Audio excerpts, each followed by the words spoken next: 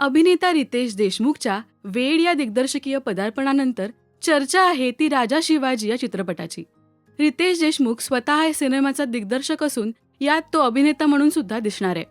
रितेश छत्रपती शिवाजी महाराजांच्या भूमिकेत दिसणार आहे. 1 मे महाराष्ट्र दिनाच्या शुभमुहूर्तावर हा सिनेमा आपल्या भेटीला येतोय. हा मराठीतला पहिला बिग बजेट आणि मल्टीस्टारर सिनेमा आहे ज्यात टॉपचे मराठी आणि बॉलिवूड कलाकार पाहायला मिळणार आहेत. विद्या बालन, फरदीन खान, संजय दत्त, बमन इराणी, महेश मांजरेकर, सचिन खेडेकर, सलमान खान, भाग्यश्री, अमोल गुप्ते, जितेंद्र जोशी अशी मोठमोठी नावं समोर आली आहेत. धुरंधर या सिनेमाच्या स्क्रीनिंग आधी थिएटरमध्ये या बहुप्रतीक्षित सिनेमाचा टीझरही दाखवण्यात आला. आजच्या व्हिडिओमध्ये जाणून घेऊया या सिनेमातले कलाकार आणि त्यांच्या पात्रांबद्दल.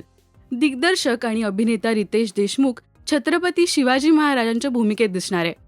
तर अभिनेत्री आणि या चित्रपटाची निर्माती जिनिलिया देशमुख सईबाईंच्या भूमिकेत दिसेल. फरदीन खान शहाजहानच्या भूमिकेत, अभिनेते संजय दत्त अफजल खान तर सलमान खान जीवा महाला साकारणार आहे.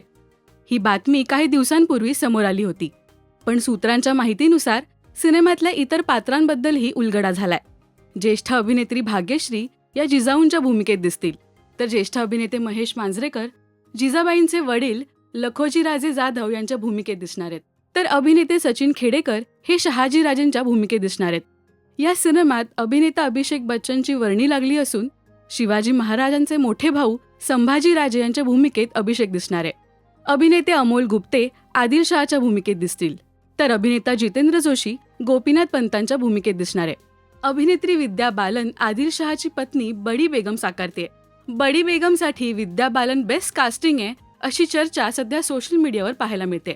अभिनेते बमन इराणी यांची भूमिका नेमकी काय हे अजूनही गुलदस्त्यात आहे, पण हा दमदार टीझर सध्या सगळीकडे चर्चेचा विषय ठरतोय.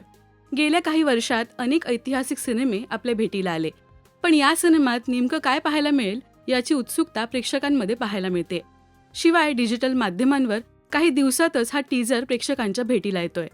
तुम्हाला या सिनेमाची कास्टिंग कशी वाटली आणि या सिनेमासाठी तुम्ही उत्सुक आहात का हे आम्हाला कमेंट्समधून नक्की सांगा. मराठी सिनेविश्वातील बातम्या, अपडेट्स आणि गॉसिपसाठी सबस्क्राईब करा राजश्री मराठी.